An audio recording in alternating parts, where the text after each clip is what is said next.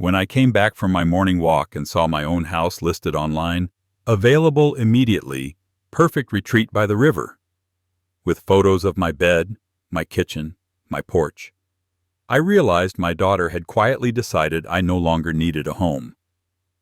The house I'd spent 23 years maintaining, sitting by the river and wrapped in forest like a secret, had been turned into a product with a nightly rate while I was still alive and drinking my morning coffee. If you came home one day and found your whole life priced by the night for strangers, what would you do? If you think you already know how an old man should behave in this situation, read to the end and then tell me if I went too far, or not far enough. I truly want to know what you would have done in my place. My name is Sean. I'm 67 years old, a widower, and for the last decade I have lived alone in a wooden house on the bend of a quiet river, surrounded on 3 sides by dense forest. I planted most of those trees myself with my late wife Claire. Officially, the house is registered in my daughter Megan's name. We did that years ago for future planning, to avoid inheritance headaches and taxes, and because I trusted her. I have 1 child, 1 granddaughter, and until this story began, I believed that was enough to carry me through old age without fear. That morning started like all my best mornings. I woke up before dawn, as I always do, when the mist still clings to the river and the forest is nothing but black trunks and shapes breathing in the fog.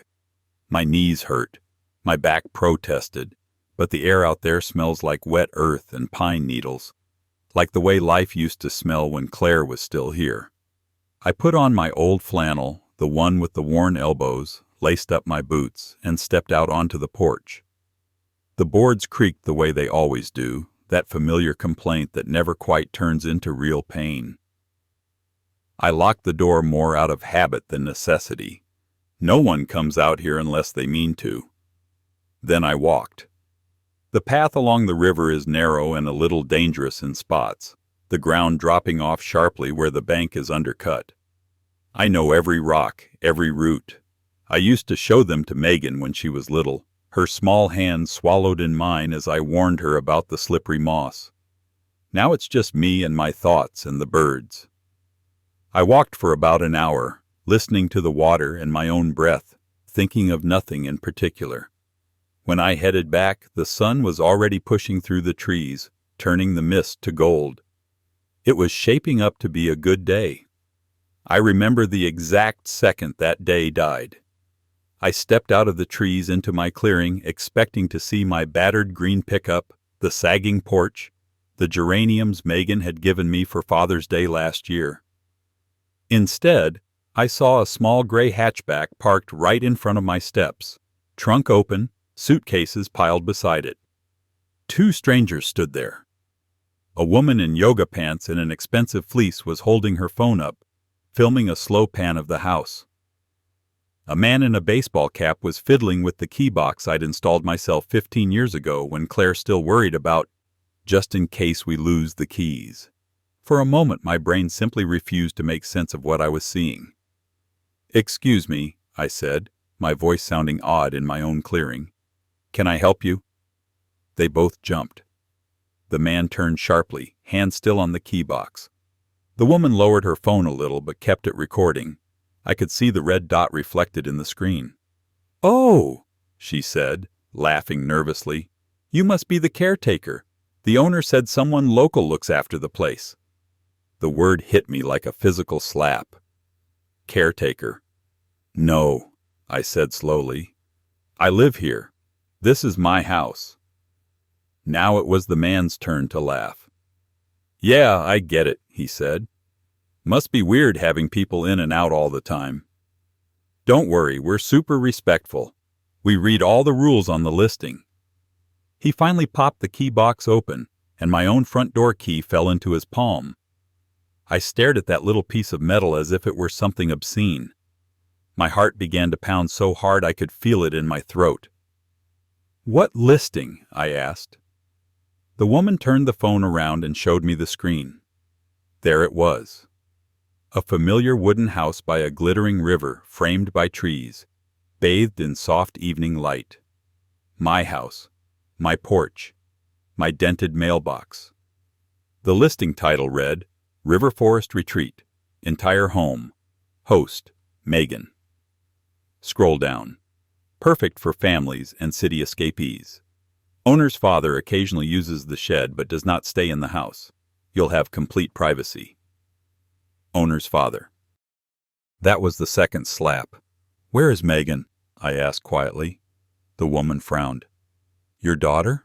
She messaged us this morning, said we could check in early because the old man was already out.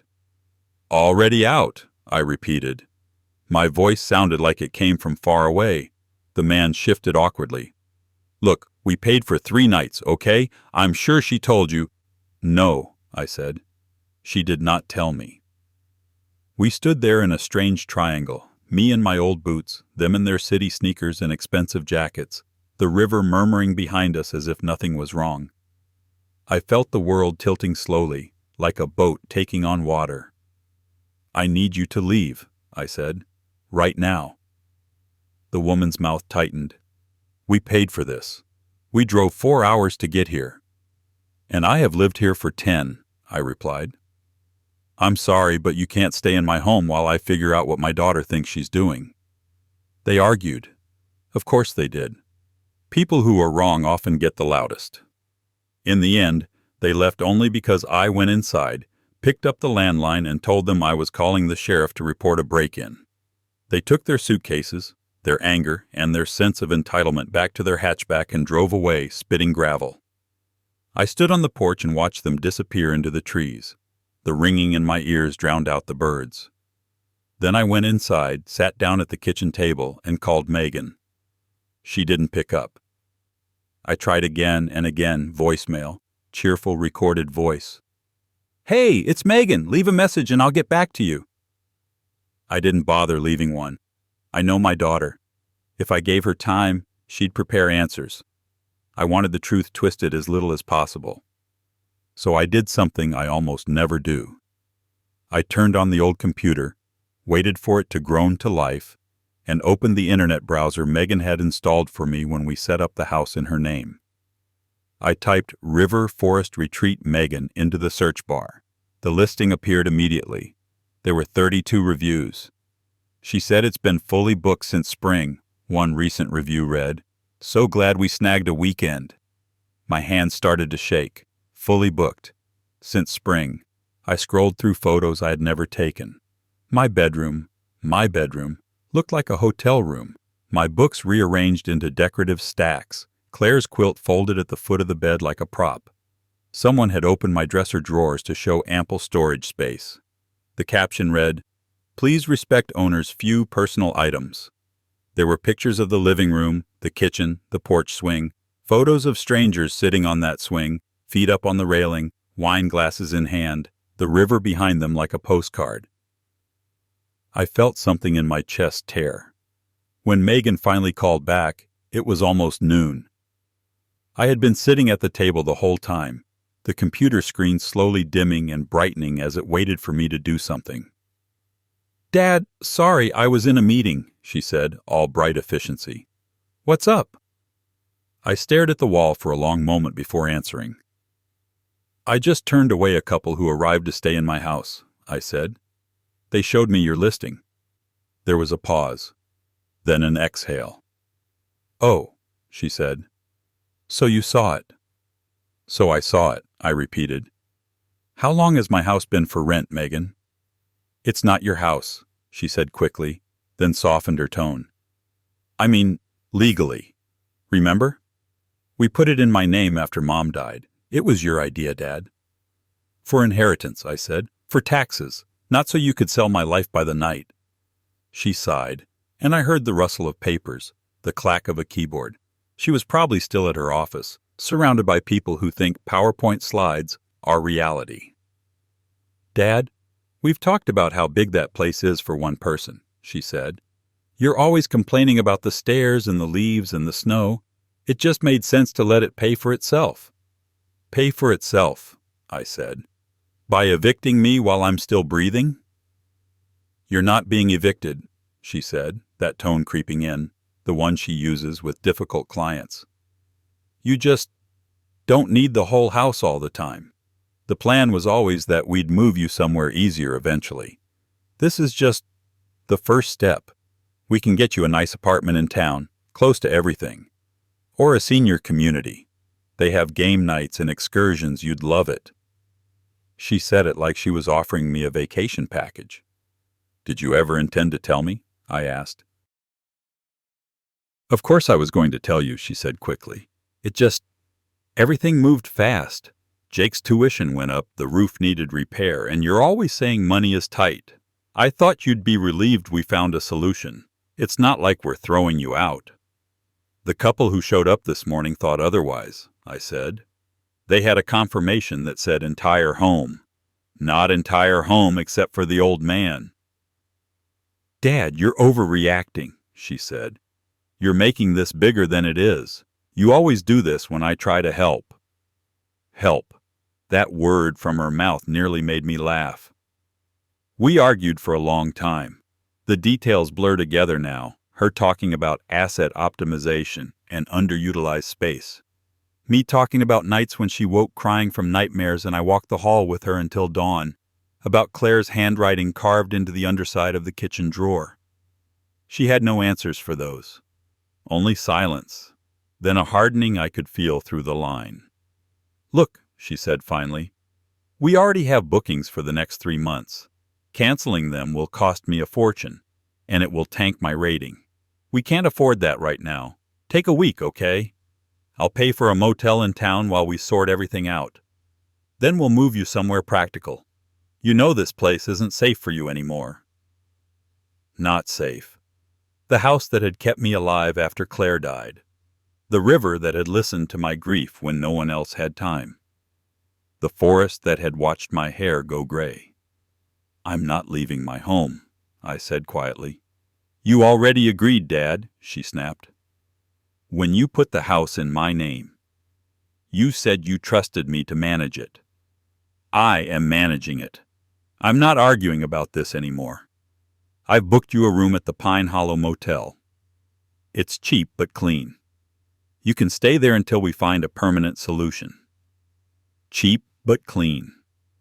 By the time we hung up, a confirmation text for the motel had already arrived on my old phone. That evening, I packed a single suitcase. I closed the door to my bedroom and stood there for a moment, looking at the indentation on Claire's side of the bed, still there after 10 years. Then I walked through every room, touching the walls, the door frames, the window latches, the places where my life had soaked into the wood. On the porch, I turned the key in the lock with a click that felt final in a way I can't describe.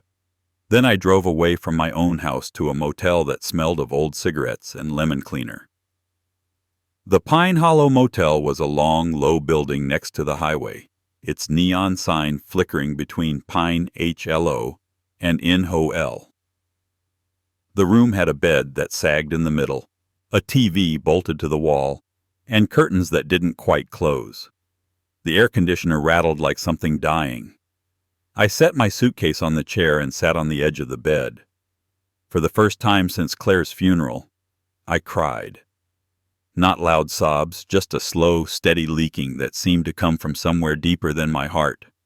I stayed there 3 nights while my daughter made money off my river. Those 3 nights taught me something important. I could survive being humiliated. I could survive being poor. I could survive being old. What I could not survive was being erased. On the 4th night, I stopped being a victim. On the 4th night, I went home. If you think that's the end of the story, an old man meekly accepting his new life in a motel, you're very wrong. What I did next turned my quiet house by the river into the scariest listing in the county, and it ruined my daughter's little business in ways she never saw coming. The second set of guests arrived the following Friday. I know this because I had memorized the booking calendar before leaving the house. Every square on that screen felt like a trespass written in numbers and names. Check-in. Friday, 4 p.m. Stay. 2 nights. I spent the day at the motel pretending to nap, my mind racing through plans. Some of them were stupid. Some were illegal. It's surprising, the places your brain goes when you've been discarded like an old coat. By late afternoon, I knew exactly what I would do. The forest knows me. There is an old game trail that splits off from the main path before you reach the clearing.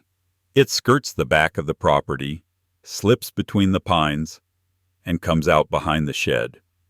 I used to use it when Megan was a teenager and brought friends over. I'd disappear along that route so they didn't feel watched. I don't think anyone else even knows it's there. Around dusk, I parked my pickup a mile up the road and walked the rest of the way through the trees, quiet as I could on knees that complained but obeyed. As I approached the clearing, I heard voices and the sound of a car door slamming. I crouched behind a screen of ferns and watched. A family this time. 2 kids, maybe 8 and 10, bouncing around excitedly. A mother taking photos, a father unloading a bag of charcoal in a cooler. They looked happy. They looked normal. They looked exactly like I had imagined renters would look when Megan first mentioned maybe sharing the space years ago.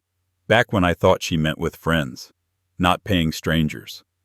I felt a pang of something like guilt. None of this was their fault. But then the man dropped the cooler right on the spot where I used to set up Claire's easel, and the girl ran to the riverbank and nearly slipped on the wet stones, and the mother laughed like the house was a prize she'd won in a contest, and my guilt turned into something sharper. I waited until dark. There are things about that house only I know. Which step on the back porch creaks the loudest? Which window in the guest room sticks if you push too hard? Which wall vents carry sound best? Where the breaker box is, how to make the old pipes moan, how to loosen the damper in the chimney just enough so the wind sings through it like a voice. I used all of it. The first night, I kept it simple, a slow build. Around 10, when the lights inside suggested they'd settled in, I slipped to the back of the house and opened the hatch to the crawl space. It's a low, cramped cavity under the living room, barely 3 feet high, lined with sand and spider webs. I had spent enough hours under there fixing plumbing and insulation that it felt almost familiar. I slid in, pulled the hatch down behind me, and lay on my back, staring at the gray belly of the house. Voices drifted down through the floorboards. "Did you hear that?" the woman said once. "Hear what?" the man replied. I smiled in the dark. I waited until everyone had gone quiet, until the soft murmur of voices turned into the slow rhythm of sleep. Then, very gently, I began to tap. Not loud, just the barest brush of my knuckles against the wood, slowly, in a pattern that didn't match any natural rhythm. 3 taps. Pause. 2 taps. Long pause. 1 tap. I moved as I did it, inching along until I was under the far wall, so the sound seemed to travel. Then I let the pipes help me. There's a bend under the bathroom where the metal resonates if you touch it right. I tapped there, and the sound turned hollow and echoing, like someone knocking on a coffin. Up above, I heard a bed creak. "What is that?" a child's voice whispered. "Just the house settling," the father said, but his voice wasn't entirely sure. I let the tapping go on for maybe 10 minutes, then stopped. Absolute silence. That's important. People get more frightened when whatever scared them vanishes instantly. I crawled back toward the hatch, dirt in my hair, spiders probably crawling over my jacket. For a moment I felt ridiculous, a grown man in his late 60s lying in the dark under his own house playing ghost. Then I remembered the motel bed, the cheap curtains, the way the motel clerk had handed me my key without meeting my eyes, the way Megan's voice had cooled when I refused to call Pine Hollow temporary. Ridiculous or not, I kept going.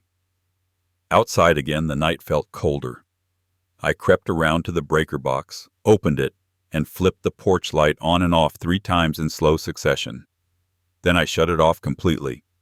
A moment later, a light inside the house snapped on. Someone was looking out the front window. From where I stood at the tree line, I couldn't be seen, but I could see them. The mother, her face pressed close to the glass, scanning the trees. Human eyes are bad at forests at night. Everything moves. I let the wind do the rest. There's an old length of fishing line still tied high between two pines from when I used to string up decorations for Claire's birthday. I had grabbed a strip of white cloth from the motel room, an old towel I tore into long pieces. I tied one to that line before dark. When the wind picked up, it moved, pale and fluttering, just enough to catch the corner of your eye. I watched the woman stiffen. Her hand flew to her mouth. She backed away from the window, then called for her husband. 5 minutes later, they turned on every light in the house. I slipped back into the woods and made my way to the truck, my knees throbbing, my heart oddly light. I slept better at the motel that night than I had since moving there. The next morning, over the free waffle and bitter coffee in the motel lobby, I opened the listing again. No new review yet. Of course not. They were still there. But something had shifted inside me. I realized something simple but powerful. There was nothing illegal about walking in the forest near my own property. There was nothing illegal about tapping on my own pipes, or flipping my own breaker, or tying bits of cloth to trees on my own land. There is a difference between breaking the law and breaking expectations. For the first time since Megan's call, I felt like I had a weapon. The second night, I went further. I waited until after midnight. I'd seen from the clearing earlier that day that the family was still sticking close to the house. No marshmallows, no laughter by the fire pit. The father had walked a tight little circle between the porch and the driveway 5 times, smoking, staring into the trees. Good. I moved along the game trail, stepped over the fallen log, and slipped behind the shed. I had brought something from the motel, an old Bluetooth speaker I'd bought years ago at Megan's insistence so I could listen to podcasts like everyone else. I'd barely used it. It still held a charge. In the house, there's a vent cover high on the back wall that leads into the old furnace ducts. I unscrewed it quietly and slid the speaker inside, turned all the way up. Then I paired it with my phone. Claire used to hum when she cooked. A little, tuneless melody, more feeling than song. I had an old recording of it from a home video Megan had taken when she was 12. A shaky clip of Claire stirring a pot at the stove, hips moving gently to music only she could hear. Megan's voice in the background, giggling. My own voice joking about her River Witch song. It took me a long time to find that clip again after Claire died. When I did, I saved just the audio. I've listened to it on bad nights when the house felt too large. That night, I played it through the vent. Softly at first, a faint, distant humming, barely louder than the wind. Then, slowly, I turned it up. Humming, with the rustle of movement. A woman's voice, just on the edge of hearing, drifting through the ducts and the walls. From my position under the trees, I could see the living room curtains.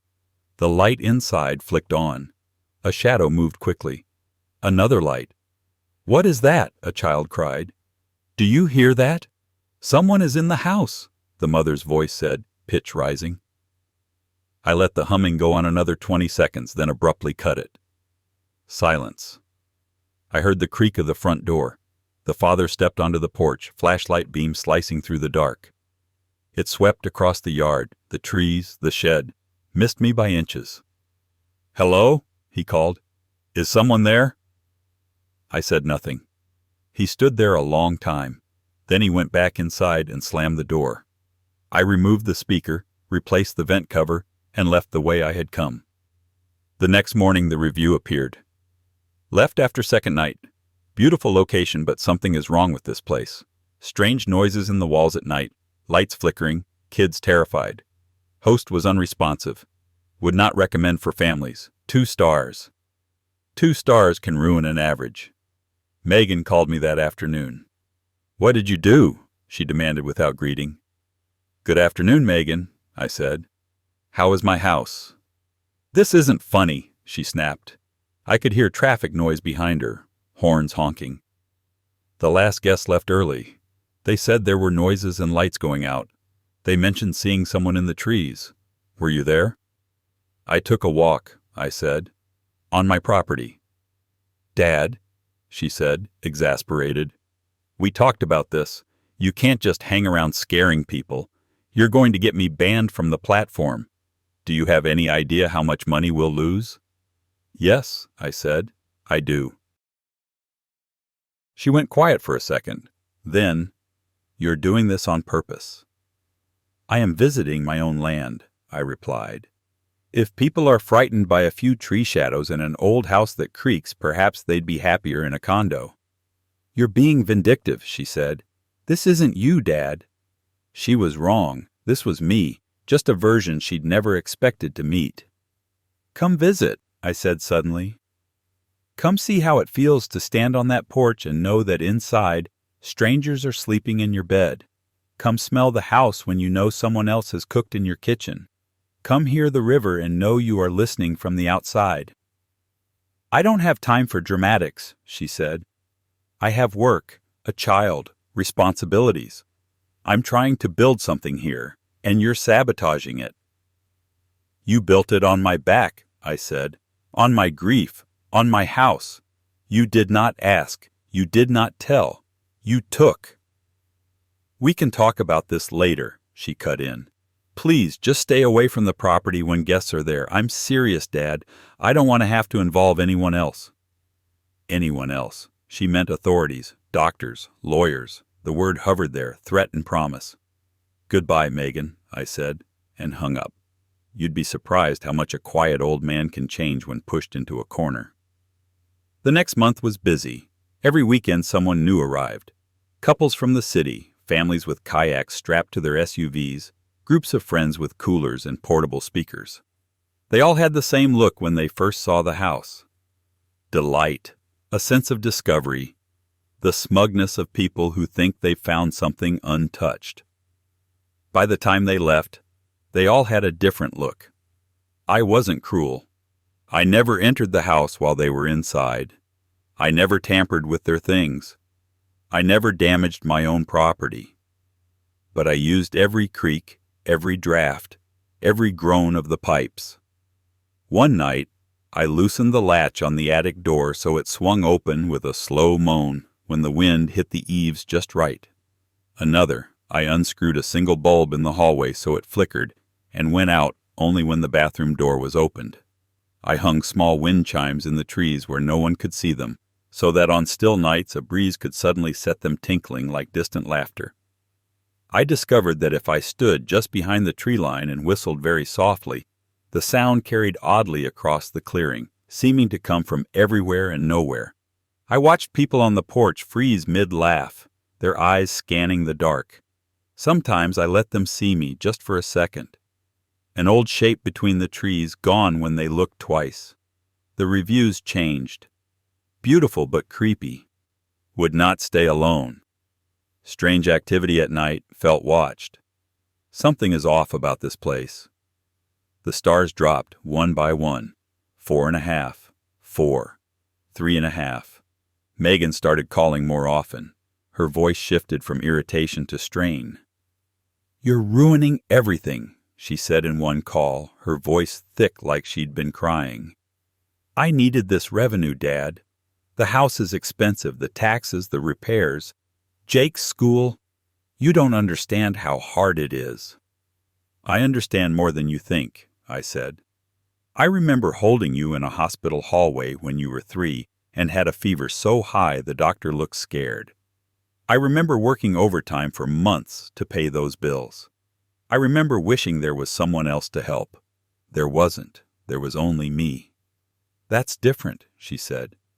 "You were younger. Times have changed." Times had changed. The loyalty hadn't. At least not on my side. She tried pleading. She tried guilt. She tried anger. She threatened to cut me off financially, forgetting that I already lived on a pension she did not control. Then she shifted tactics. The next guests to arrive were not families or couples. They were 3 young men, loud, careless, with a big truck and cases of beer. I could hear their music from the game trail before I even saw the house. They shouted about ghost stories and the creepy river house like it was a joke. One of them stood on my porch rail, wobbling, pretending to howl at the moon while the others filmed. I had a bad feeling. I almost turned back. For a moment my old instincts kicked in, the ones that say, avoid trouble, keep your head down, let things blow over. But then one of them flicked a cigarette butt into the dry grass near Claire's rose bush, and another spat over the porch rail onto the step where Megan had taken her first steps into my arms. The fear in my chest turned to something harder. That night, I changed my routine.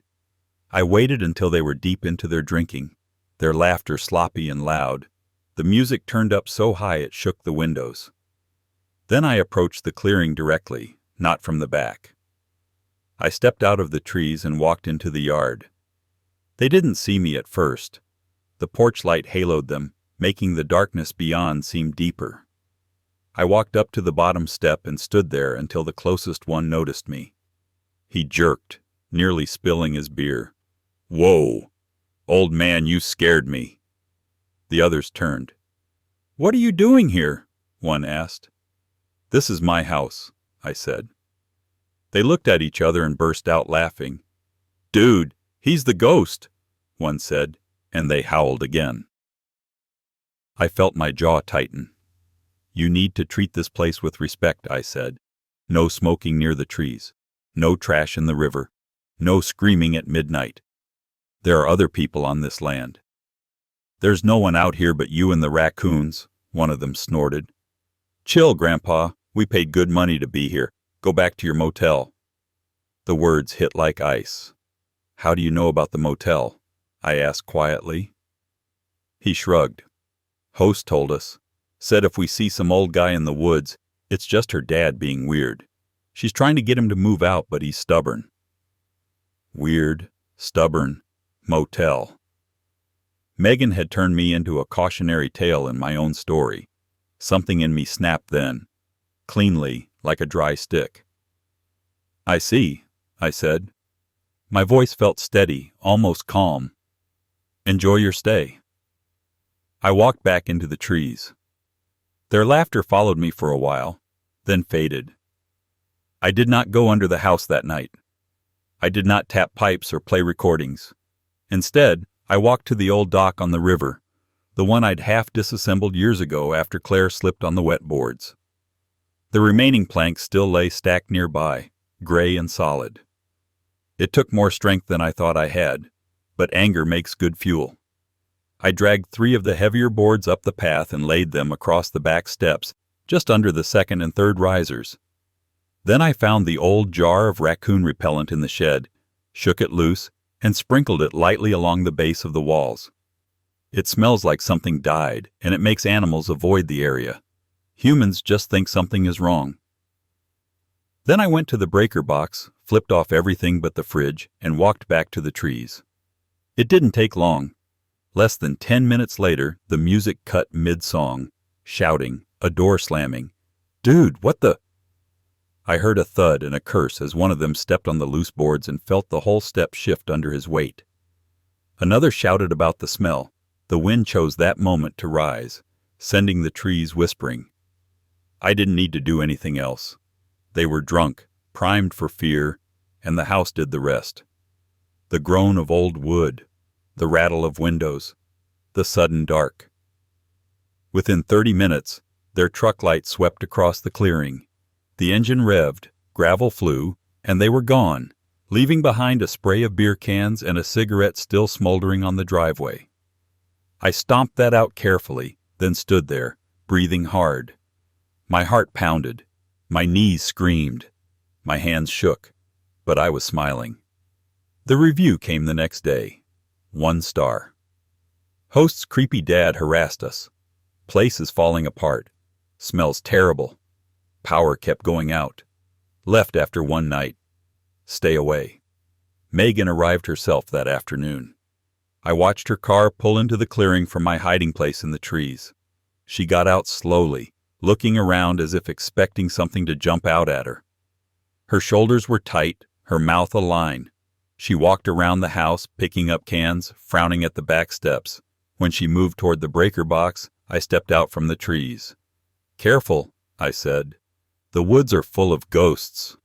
She spun so fast she almost fell. "Dad, what are you doing here?" "Walking," I said. On my land. You can't keep doing this, she said. Look at these reviews. 3 bad ones in a row. My listing is dying. This was supposed to help us both. Now it's a disaster. Was it supposed to help us both? I asked. Or was it supposed to help you while I disappeared quietly into a motel? Tears sprang to her eyes. For a moment, she looked like the little girl who used to run to me after scraping her knee. Then she hardened again. I'm doing what I can, she said. You think it's easy raising a child, working full-time, and managing a property? You think money just appears? You can't live in a fantasy where you have a giant house all to yourself and no responsibilities. That's not how the world works. I know exactly how the world works, I said. I have known longer than you have been alive. The world works by people giving and people taking. I gave you this house in name. You took it in truth. You said you trusted me, she whispered. I did, I said. That was my mistake. We stood there in the clearing, the river murmuring behind us, the house watching. I'm not asking you to move back in, she said suddenly. I'm beyond that now. I just need you to stop doing whatever you're doing. Stop scaring guests. Stop sabotaging. Let the listing breathe. If it gets back to 4 stars, maybe we can still salvage this.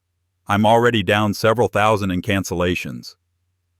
How much do you stand to lose? I asked. She swallowed. If this fails completely? Enough that I won't be able to cover the mortgage on our house in town. Jake's school might have to go. The credit cards.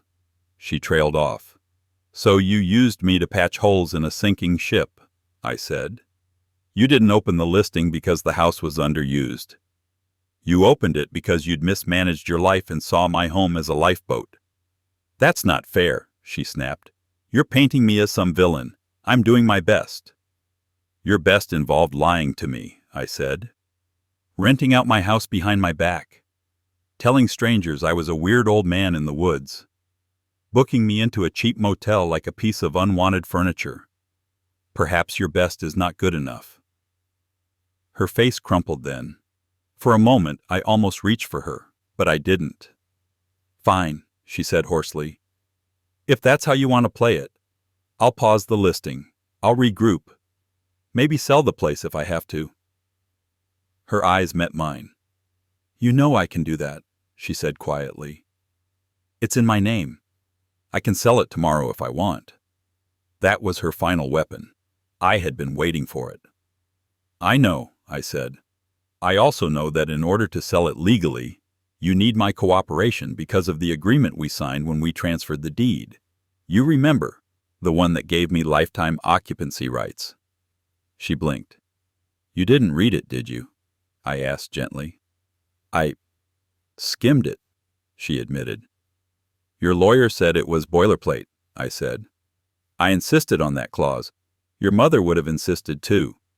You cannot sell this house while I am alive without my written consent, and you will never get that consent. The silence between us went deep then. So we're stuck, she whispered. For now, I said. But you are not the only one who can use systems, Megan. I had done my own reading in the motel. I had called an old friend who used to work in real estate law. I had learned more about life estates and occupancy rights in 3 days than I had in 67 years. Old men like me learn slowly, but we do learn. What are you going to do? She asked. First, I said, you are going to formally remove this property from every rental site. Today. I will stand here and watch you do it on your phone. She opened her mouth to argue, then closed it. Finally, with shaking hands, she pulled out her phone, tapped, scrolled, and sighed. It's done, she said. Listing paused. Not paused, I said. Deleted. She hesitated. Megan. Her shoulders slumped. Deleted, she said. It's gone. Good, I said. Second, you're going to come with me to town tomorrow.